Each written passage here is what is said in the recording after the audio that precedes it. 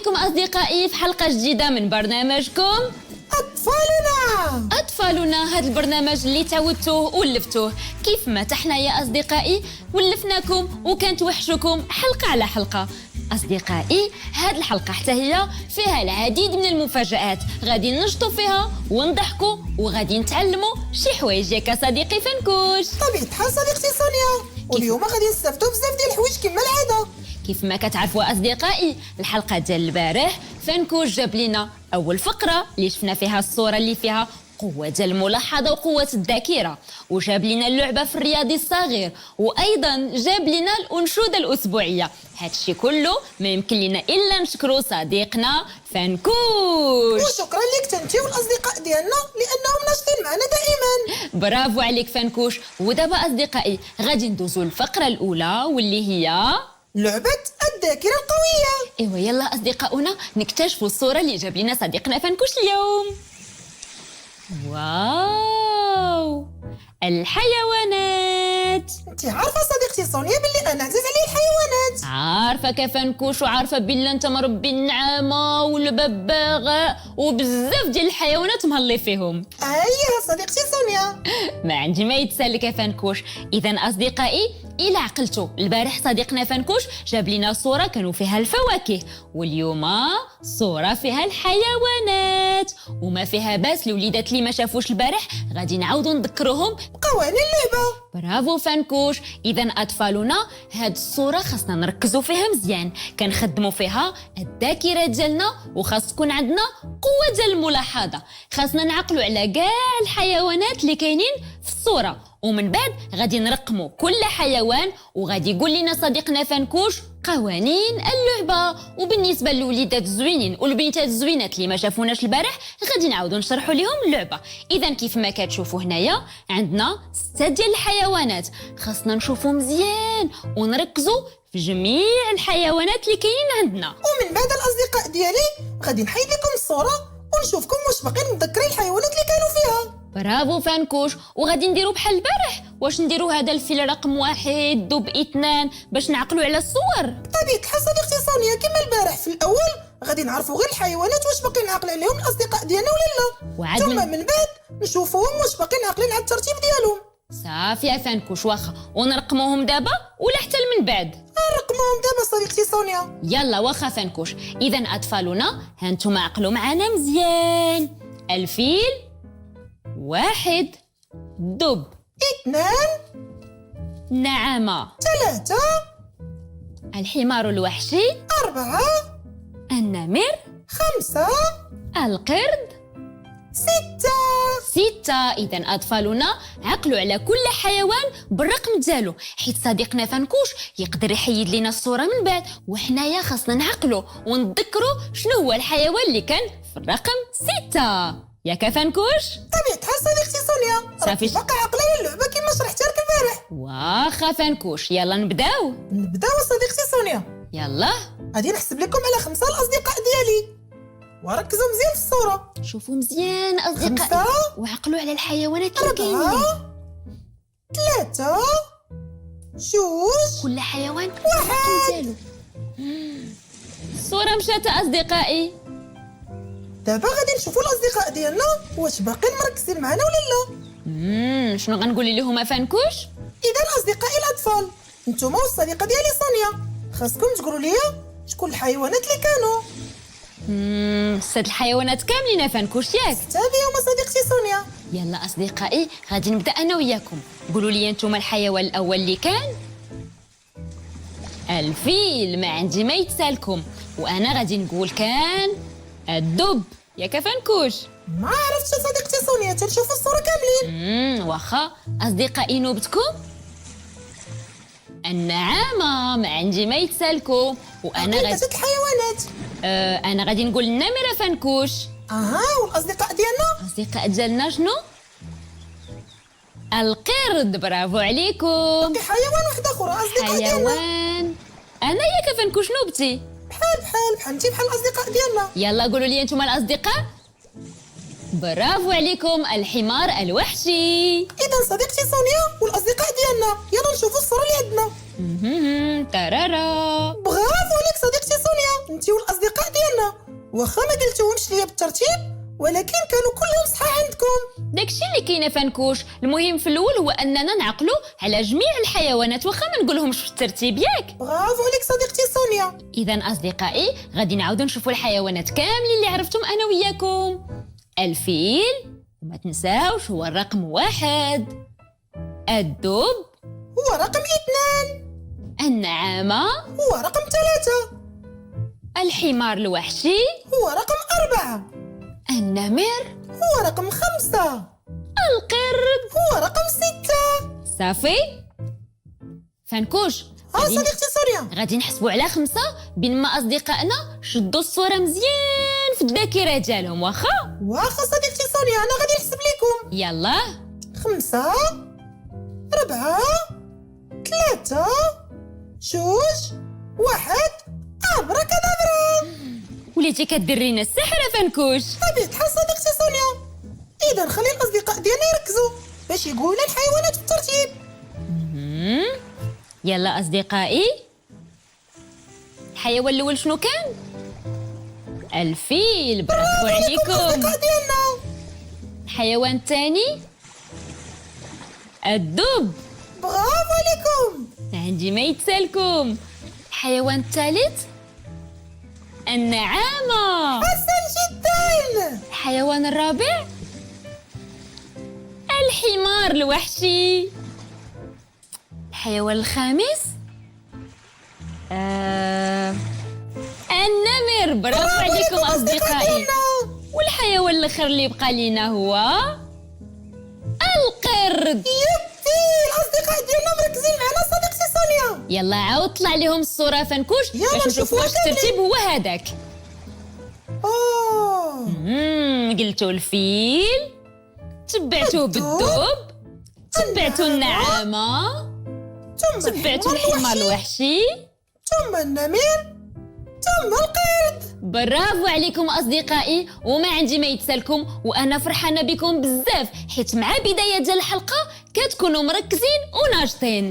وبرافو عليك انت الصديقه ديالنا سونيا. وشكرا لك فنكوش على هاد الصوره الجميله. وغادي نقولوا للاصدقاء ديالنا مازال صديقنا فنكوش غادي يجيب لنا بزاف ديال الصور اللي غادي نخدموا فيهم الذاكره ديالنا، وغادي تكون عندنا قوه الملاحظه باش نكونوا ديما حنا الاولين وكنجاوبوا صحيح. لا شكرا على واجب صديقتي سونيا. ودابا اصدقائي من بعد ما خدمنا الذاكره ديالنا شنو غادي نديروا؟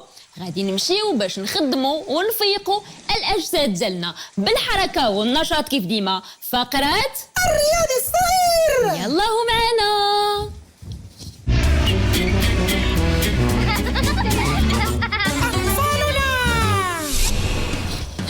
أطفالنا فقرة الرياضي الصغير جبنا لكم اليوم واحد اللعبة زوينة بزاف، وأنا متأكدة غير غادي نساليو الحلقة غادي ديروها في المنازل ديالكم. صديقتي سونيا. نعم فنكوش. ياك ما جايبه لي شي عصير ديال الليمون عاوتاني؟ لا فنكوش ما جايباش لك عصير ديال الليمون، وهاد الكيسان ما غادي نشربوا فيهم حتى حاجة. أنا غادي نشرح للأطفال ديالنا شنو غادي نديرو فيهم. كيف ما كتشوفوا هنا عندنا واحد البالونة. عرفتي فنكوش غادي نديرو؟ لا انا غادي نوريكم اصدقائي. كيف ما كتشوفوا هنايا عندنا كؤوس بلاستيكيه، وهنايا عندنا واحد البالونه. غادي ننفخوا هاد البالونه وسط الكاس ديالنا، ومني غادي تنفخ في الكاس غادي نحاولوا نهزوا الكاس والبالونه ديالنا ونديوهم حتى لعند صديقنا فنكوش. متفقين؟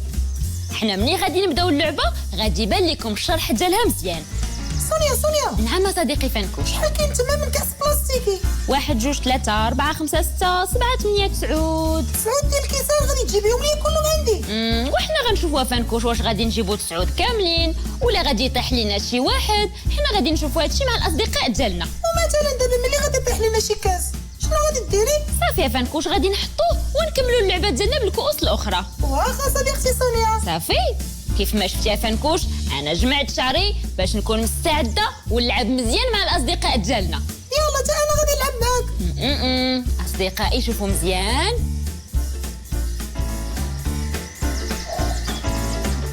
واو كيفاش هزيتي داك الكاس؟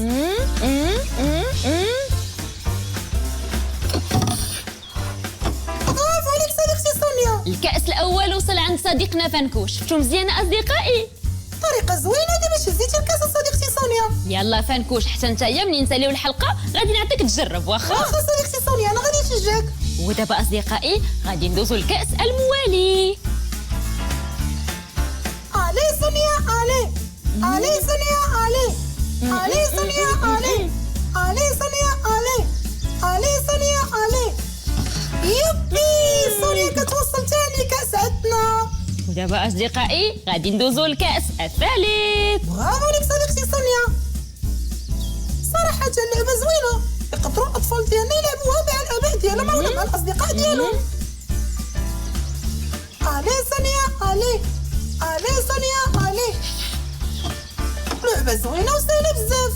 سهله فنكوش، واخا كتبان صعيبه ولكن راه غير غادي نجيو نلعبوها، غادي تعجبكم وغتجيكم سهله.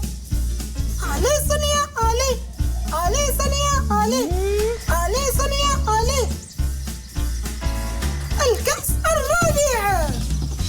وفنكوش نقول لاصدقائنا واحد الحاجه. شنو هي صديقتي سونيا؟ الا بغينا نفخوها غادي نعطيوها لشي واحد كبير ينفخها لينا، حيت الا حنايا صغيورين غنبقاو نفخوها بحال هكذا غادي يدير لنا الحلق ديالنا. واخا صديقتي سونيا. صافي صافي. يلا. علي سونيا علي، علي سونيا علي. برافو عليك صديقتي سونيا. الكأس الخامس. لا معليكش صديقتي سونيا. اذا كيف ما كتشوفوا اصدقائي ما بقى لينا والو نساليو. يبي اصدقائي كتشوفوا سونيا كيفاش كتهز الكاس. واو هادشي زوين بزاف. كنهز الكاس فنكوش وما كنقيسوش بايديا حتى كنوصل عندك ياك. برافو عليك صديقتي سونيا، هادشي اللعبه راه عجبتني بزاف. راه غادي نمشيو نلعبها مع اصدقائي الفناكيش، وكذلك الاصدقاء ديالنا وكل غادي يلعبوها مع الاباء ديالهم ومع الاصدقاء ديالهم. داكشي اللي كاينه فنكوش. علي سونيا علي. كأس ما قبل الأخير. علي سونيا علي. ما قبل الأخير. كان عندنا 9 الكيسان، إذا هذا هو الكأس الثامن. الكأس الثامن أصدقائي. يلا يلا يلا. الكأس التاسع والأخير. علي سونيا، علي سونيا، علي سونيا، علي سونيا. يبي. إذا أصدقائي كيف ما شفتوا اللعبة ديالنا اليوم زوينة بزاف، وأنا دابا عندي واحد التحدي لفنكوش. شنو هو صديقتي سونيا؟ غادي نعمروا لك هذوك الكيسان كاملين بالماء وغادي تشربهم في دقة واحدة، 1 2 3 4 5 وغادي تشرب الماء. امتى هادشي صديقتي سونيا؟ دابا.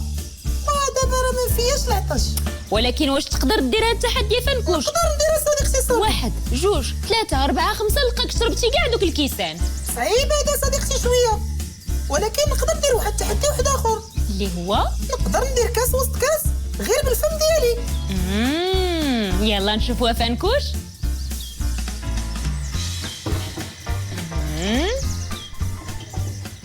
يبي.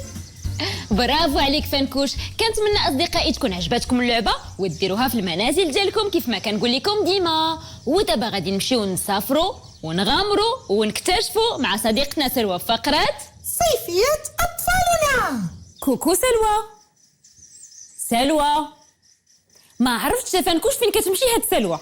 كوكو سونيا، كوكو فنكوش، لاباس عليكم؟ سلوى عاد مشات تكتشف بلاصه جديده وخلاتنا ما عرفناها فين مشات. وهادو هما المغامرات والمفاجآت اللي بغات صيفية أطفالنا. ايوا علم الله اطفالنا شنو موجده لينا سلوى اليوم في هاد الحلقه. ها هي جات سلوى. كوكو فنكوش، كوكو سونيا، كوكو أصدقائي. صراحة اليوم هو اليوم الثاني لينا في منطقة كيكو. هاد المنطقة فيها بزاف ما يدار وبزاف ما يتكتشف، ولكن ما غاديش نقول لكم شنو لقيت تما حتى باش نجيب أصدقائي الأطفال. انا بعدا سلوى كل مره كتفاجئني بهذا النشاط والحيويه اللي كيكونوا فيك. اش قولي لي، كليتي بعدا من ديك البصله اللي جنيتو البارح؟ صراحة لا باقي ما دخلناها، ولكن كنوعدكم غير غادي نجي غادي نصايبوا بها واحد الطاجين يكون جديد، وكذلك اليوم غادي نصايبوا واحد الحاجة بنينة بزاف. ميم يم يم، حتى أنا بغيت. صافي فنكوش، انت غير ركز معايا وتابع معانا. ودابا غادي نمشي نجيب اصدقائي انا وعلي واكرام. ولكن سلوى بلاصه بعيده على اصدقائنا. بصح وشوفوا انتم سبقوني عند اصدقائي الاطفال، انا عندي لكم الحل. صافي يلا عاد.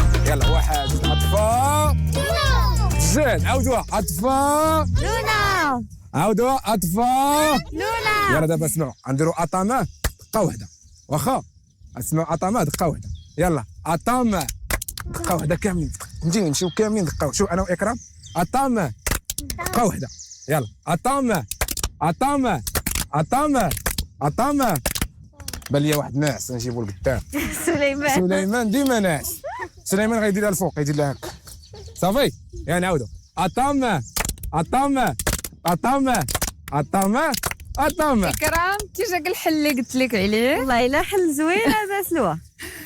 أصدقائي لاباس عليكم؟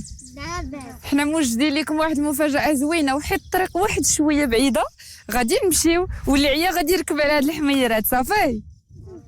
يلا نمشيو واش نمشيو ولا لا؟ يلا نمشيو. فرس علي ينام في الإسطبل بينما علي يزدرد في الحلوى جاء فارس.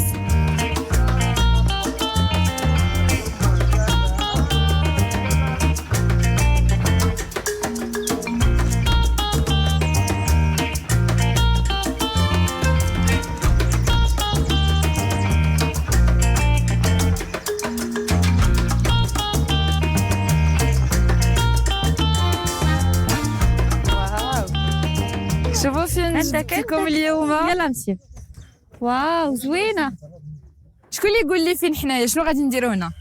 أنا كيبان ليا غنتعرفوا على البقرة. جبتوني في دقة. جاوبني صديقي شنو غادي نديرو؟ برافو عليك. كنت إكرام؟ ولكن حبلا نتعرفوا عليهم ماشي غنحلبوهم. لاله فاطمه هي اللي غتقول لنا واش غنتعرفوا عليهم ولا غادي نحلبوهم.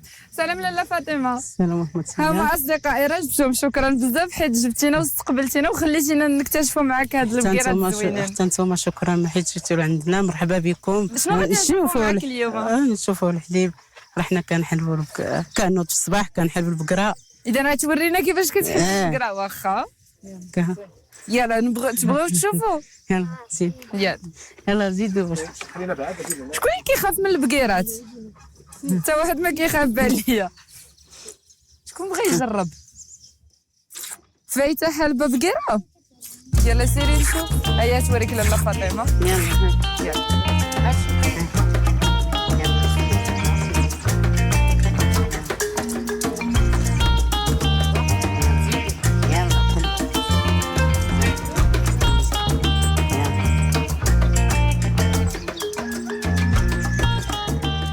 وريها لاله فاطمه لازم هاك ديرها صافي. ها باش نحلبوا البقره.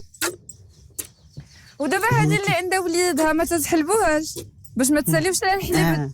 باش ما هذاك راه مازال صغير. ديال ولدها. شكون اخر بغى يجرب؟ يلا سير. انت اصلا اللي قلتيها لي ضروري تجرب. ها هو سيري غسلي عندها يديك بعدا.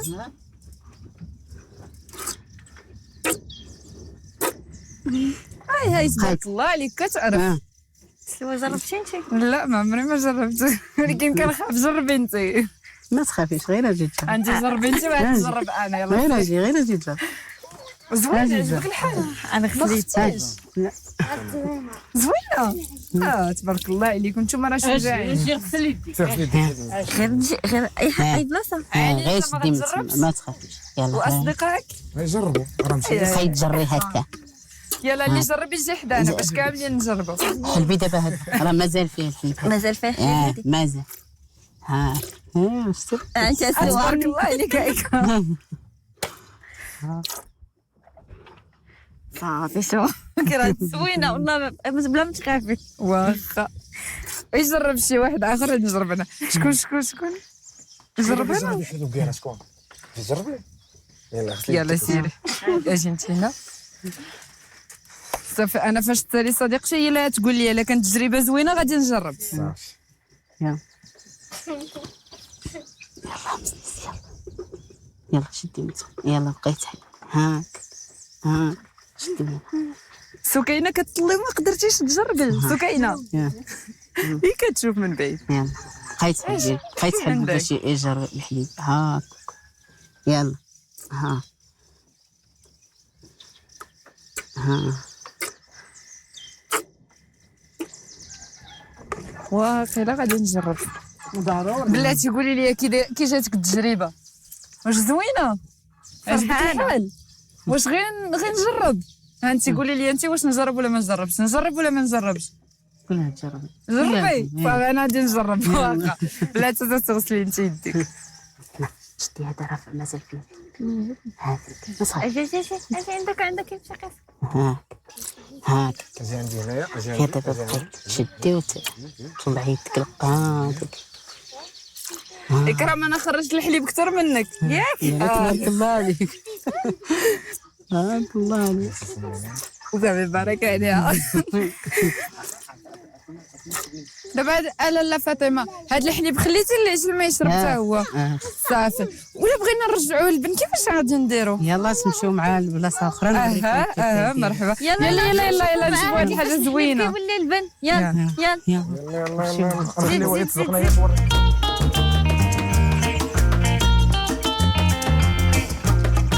اذا لاله فاطمه في هاد البلاصه هنا فين غادي تورينا كيفاش الحليب تيولي البن. هاد البلاصه هادي شنو هي؟ الشكوى. هكاك غادي نكبو الحليب ديالنا ونمخضوه ونزولو الزبده بوحديتها باش يولي لنا اللبن. تبارك الله عليك عارف. واش فايت مجرب؟ كتعاون ماماك؟ تبارك الله عليك. انت بغيتي تعاونوا؟ كيف عامل الجن؟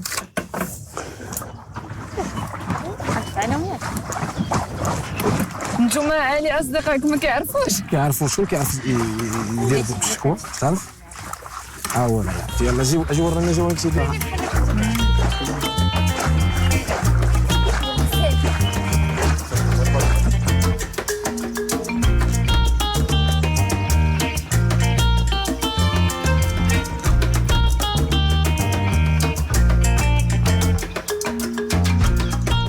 لا فاطمه هاد باش نصايبه من جدي.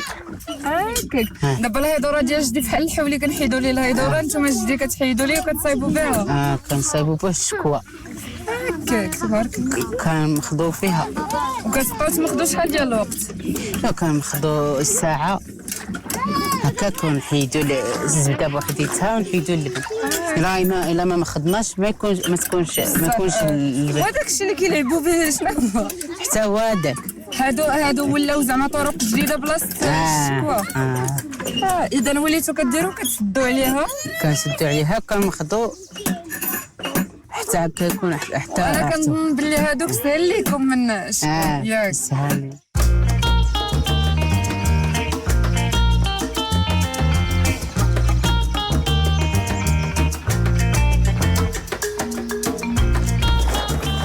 اكرام حداك شي واحد ما تيديرش يجي يعاون لاله فاطمه. سيري عاوني لاله. اجا سكينه هيا انا ورا قالت لك كتعرف.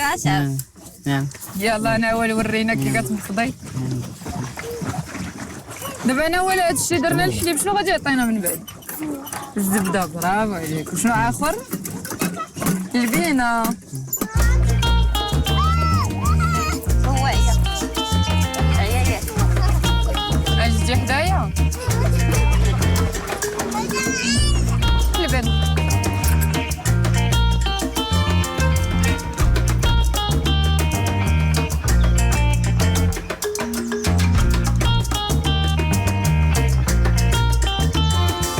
اذا لاله فاطمه من بعد ما دازت ساعه ونص ديال المخيض شنو كتقولوا ليه؟ المخيض. شنو غادي نخرجوا منها؟ الزبده. نحطوا الزبده بوحديتها. دابا راه سالينا المخيط ديالنا غادي نوض نغسل يديا باش نجي نجبد الزبده ونحط اللبن. صافي وافي. نعطيك البانيو. خليك. شكرا.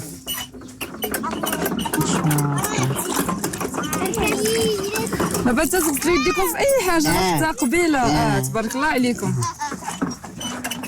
اذا علي حنا غنحلو ديالنا. يبان ليك شوفوا اصدقائي، شوفوا شنو غتجبد لينا لاله فاطمه. جايه لاله فاطمه شوف. زبيده، هذه هي الزبده البلديه. هذه هي الزبده البلديه. كتاكل الزبده البلديه عزيزه عليك. حنا حطينا الزبده ديالنا باش نكبوا الحليب ديالنا. دابا الحليب بغيتي تكبي الحليب نكبل. راه لي البانيو، راه داك البانيو ولدي. صافي هو عليه عليك. شكرا. شكرا. كتهزو من هنا. تبارك الله.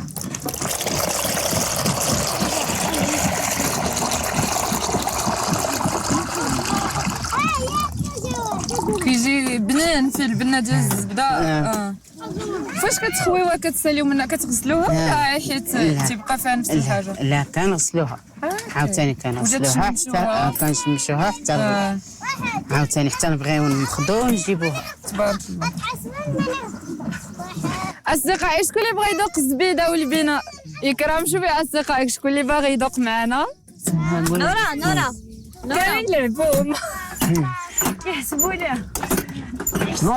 نورا دوقي الزبيده والبنه. يلا جيبي اصدقائك واجيو تذوقوا. اجي وحدانا.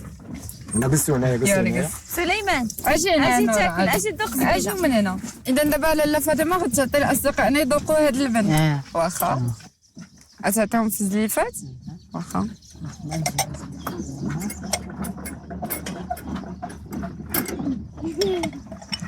معنا لاله فاطمه غنعمر قرعتي وغنخبيها، غنوجد بها واحد المفاجاه زوينه لاصدقائي. مرحبا. شكون اللي معاك؟ بنين.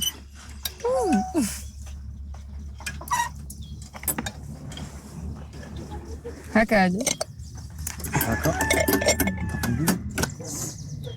شرب البنه هاك. هكا هادي. كي جاكم؟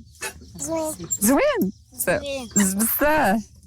إذا شكرا بزاف لاله فاطمه على هذا الوقيت الزوين اللي دوزنا معك اليوم. الصراحه استمتعنا ودرنا تجربه جديده عشناها معك. شكرا بزاف. حتى نتوما شكرا. الله يبارك نتوما فيك. جيتو الله يبارك فيك. ودابا نتوما اصدقائي خصنا نشكروا لاله فاطمه ونغنيو ليها النشيد ديالنا. صافي اكرام انا غادي أجي نغنيو دابا. دابا النشيد ديالنا. خليهم باقيين كيشربوا اللبن. اكرام جري الصديق ديالك باش يغني حداك. مورا درنا قولوا لي اش كاين. مورا درنا قولوا لي واش كاين. وكاينه غاسنا وكاينه غاسنا مجملها غاسنا مجملها غاسنا والغسنا وسط الشجره والغسنا وسط الشجره والشجره وسط الغابه والشجره وسط الغابه والغابه مورا درنا. والغابه مورا درنا. إلى لولا لولا إلى لولا لولا إلى لولا لولا إلى لولا لولا مورا درنا قولوا لي واش كاين. مورا درنا قولوا لي واش كاين. مورا درنا قولوا لي اش كاين. مورا درنا قولوا لي واش كاين. وكاينه غاصه وكاينه غاصه مجملها غاصه مجملها غاصه والغصه وسط الشجره والغصه وسط الشجره والشجره وسط الغابه والشجره وسط الغابه والغابه مورا درنا. والغابه مورا درنا. إلى لولا لولا إلى لولا لولا إلى لولا لولا إلى لولا لولا. اصدقائنا المغامره ديال اليوم سالت، ولكن مازال غنعيشوا بزاف ديال الحوايج مع بعضياتنا ومازال عندنا لكم بزاف ديال المفاجآت اللي غتكتشفوها معنا في منطقه كيكو. غدا غنتلاقاو باش نعيشوا حوايج زوينين مع بعضياتنا. لولا لولا الى لولا لولا باي باي.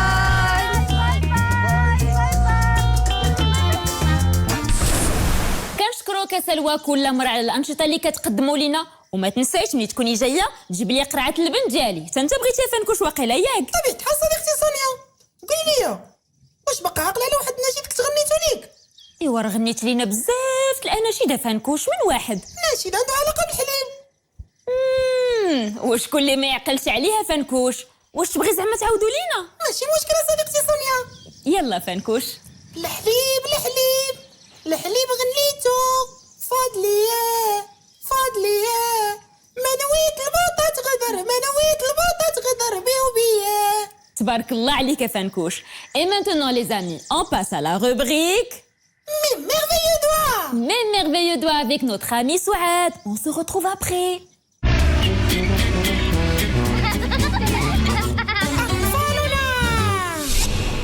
Mes amours, bienvenue dans notre atelier de bricolage, mes merveilleux doigts. Alors aujourd'hui les enfants, nous allons réaliser un magnifique poisson. Un poisson aux écailles arc-en-ciel. Donc les enfants, je commence par prendre mon papier constant orange sur lequel je vais dessiner deux formes. Un cercle pour le corps de mon poisson et un triangle qui fera l'objet de la queue. Très très bien. Voilà. Parfait. C'est fait pour le cercle. Et pour le triangle, je vais le tracer uniquement avec ma main sans avoir besoin d'utiliser une règle. Très bien. Donc, pam, pam. Et pour le dernier trait, je vais utiliser une ligne vague. Très, très bien. Voilà. Et c'est bon. Je vais découper mes deux formes que je collerai par la suite sur mon papier constant bleu. Très bien les enfants. Le bleu fera l'objet du paysage de la mer. Les enfants, vous savez, les poissons se déplacent à l'aide des nageoires. Très bien. Et elles respirent à l'aide des narines. Très bien. Donc, les poissons se déplacent à l'aide des nageoires et respirent grâce aux narines. Excellent travail. Donc, j'ai presque terminé le découpage de la queue de mon poisson arc-en-ciel. Voilà. Et puis, je vais jeter les chutes dans la poubelle. Donc, je prends mon papier constant bleu. Très bien. Voilà. En fait, il manque quelque chose pour le poisson. Ah oui, la bouche. Les enfants, est-ce que vous pouvez me proposer une technique pour faire la bouche de mon poisson? Oui, un triangle. Vous avez dit un triangle? Et je vais essayer de placer un triangle ici. Je vous fais confiance, les enfants. Oui, ça a réussi. Vous êtes des génies. Ok, donc je vais coller la queue et le corps de mon poisson. Les enfants, pouvez-vous me rappeler les éléments qui couvrent le corps du poisson? Ça s'appelle comment? J'ai oublié. Les écailles? Oui, les écailles, c'est ça. Bravo. Alors, j'ai terminé de coller le corps et la queue de mon poisson. Et maintenant, je vais essayer de couvrir le corps par des écailles. Bien sûr, des écailles qui sortent de l'ordinaire. Des écailles multicolores, des écailles en couleur de l'arc-en-ciel. Très bien. Je mets ça de côté. Mes amours, pour dessiner les écailles de mon poisson, je vais utiliser le petit bouchon de ma colle. Voilà. Donc, je vais poser le petit bouchon ici sur le côté. Et tracer un petit rang. Je vais essayer de faire quand même 3 petits rangs. Mhm. Bien sûr, vous avez remarqué que j'ai superposé les trois couleurs de mon papier consent. Voilà, c'est évidemment pour faire bref. Très bien. Voilà. Je vais juste vous montrer un exemple. Parce que j'avais déjà préparé des écailles aux couleurs de l'arc-en-ciel avant de venir ici. Voilà, et je fais le découpage. Très bien. Et vous allez obtenir des écailles. Je reprends mon poisson pour lui coller les écailles aux couleurs de l'arc-en-ciel. Je prends une de ces écailles et je la plie en deux. Et je continue ainsi jusqu'à ce que je couvre le corps de mon poisson. Les enfants, connaissez-vous l'histoire du poisson arc-en-ciel? Eh bien, je vous la raconte tout de suite. Le poisson arc-en-ciel était l'un des plus beaux poissons de tous les océans. Il avait des écailles aux couleurs de l'arc-en-ciel qui brillaient et miroitaient dans la lumière. Tous les poissons admiraient ces écailles scintillantes. Un jour, un petit poisson bleu est venu lui demander une de ses écailles. Et bien sûr, le poisson arc-en-ciel, orgueilleux, a refusé de lui donner une de ses écailles. Le pauvre poisson bleu avait le cœur tellement vexé. Il retourna chez les autres poissons et raconta sa mésaventure. Et à partir de ce jour-là, plus aucun poisson n'adressait la parole à Arc-en-Ciel. Le poisson arc-en-ciel s'exclama: « Mais à quoi servent mes plus belles écailles s'il n'y a personne pour les admirer ?» Le poisson arc-en-ciel se précipita vers une ancienne amie. C'est l'étoile de la mer et lui confie son malaise. L'étoile de la mer se tut un instant. Écoute bien mon conseil, poisson arc-en-ciel. Offre à chaque poisson une de tes écailles. Tu ne seras peut-être pas le plus beau des poissons, mais tu seras le plus généreux, le plus gentil et le plus aimable de tous les poissons. Arc-en-ciel retourna en plein milieu des poissons et commença à détacher ses écailles et se mit à les distribuer. Cela l'amusait tellement. Arc-en-ciel lui restait qu'une seule petite écaille qui scintillait sur son corps. Mais il était tellement content et épanoui de voir de larges sourires en train de se dessiner sur les beaux visages des poissons. Et depuis, Arc-en-Ciel est devenu le poisson le plus célèbre de tous les océans et il s'est fait beaucoup d'amis. Les enfants, pour gagner, il faut savoir sacrifier, n'est-ce pas? Très bien, mes amours. Donc là, je continue le collage de mes écailles afin d'obtenir un poisson arc-en-ciel. Très bien. Oups. Voilà.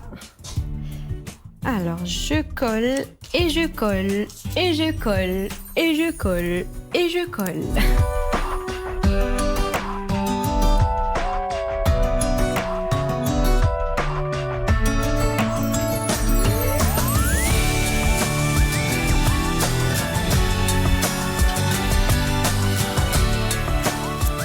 Et je continue le collage.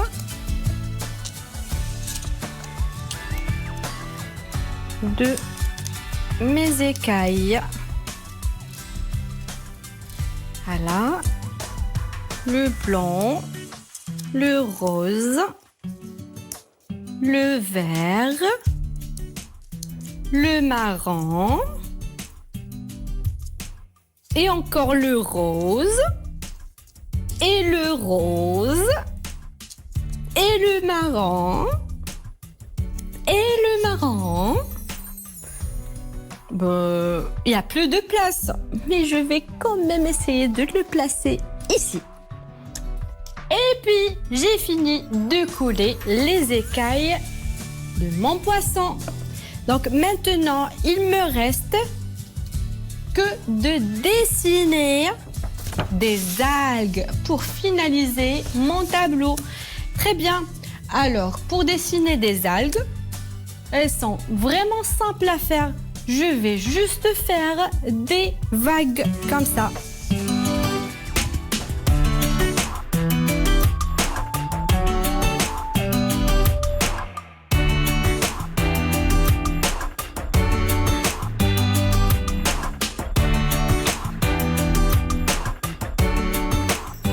Je jette ces chutes dans la poubelle, puis je colle mes algues.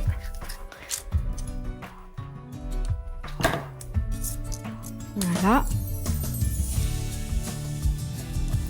Et puis, à l'aide de mon correcteur, je vais dessiner de petites vagues. Les poissons mangent les algues. Oui.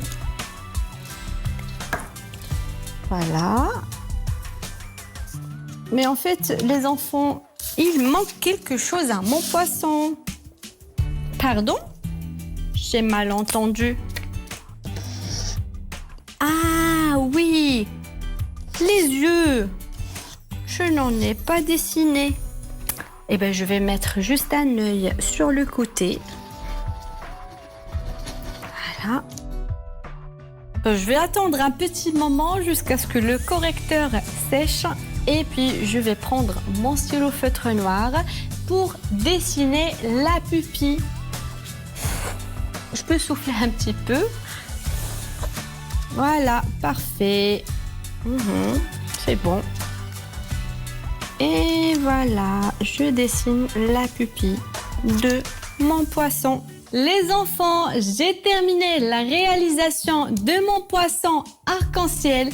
J'espère que vous le réalisez aussi chez vous. Je vous fais plein de bisous et je vous dis à la prochaine. Ciao, ciao! On te remercie, cher ami Souad, et on se retrouve le jeudi. ودابا فينو أصدقائي فنكوش؟ فنكوش صديقتي سوريا، فين مشيتي وخليتيني؟ مشيت كنحفظ نشيد باش نجي نغني لك انت والاصدقاء ديالنا. الا كان غير على هاد الشيء ماشي مشكله فنكوش. يلا غني لينا قبل ما نختموا الحلقه ديالنا. كلنا فداك نعشق تراك، كلنا فداك، كلنا فداك نعشق تراك، كلنا فداك. هيا هيا هيا هيا هيا يا أطفال، واتركوا الركود والخمول يا أطفال. هيا هيا هيا هيا هيا يا أطفال، واتركوا الركود والخمول يا أطفال. لا لا لا لا لا لا لا لا لا لا لا. برافو عليك فنكوش. ودابا هيا يا اطفال باش نغنيو كاملين الانشوده الاسبوعيه ديالنا. انا باقي ما حفظتهاش وتبعض الاصدقاء ديالنا باقي ما حفظوهاش، ولكن مع صديقنا فنكوش ما غادي يكمل الاسبوع حتى نكونوا حافظينها كامله. الشمس سطعت والجو جميل هذا اليوم، وفراشات قد قالت هذا فصل الصيف. يلا معنا ورفيقاتي قلنا هيا للنزهة هيا.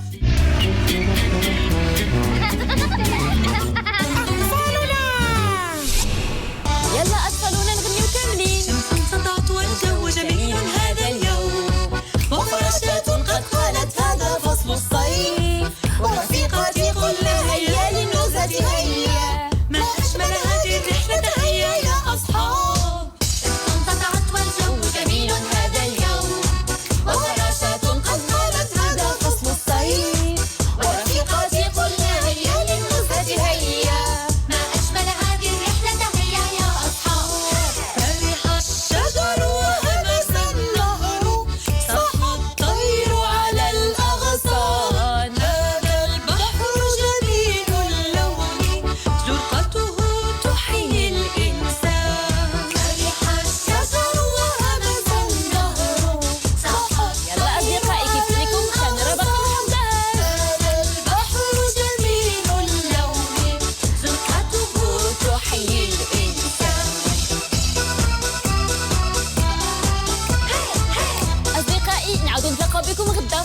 جديدة.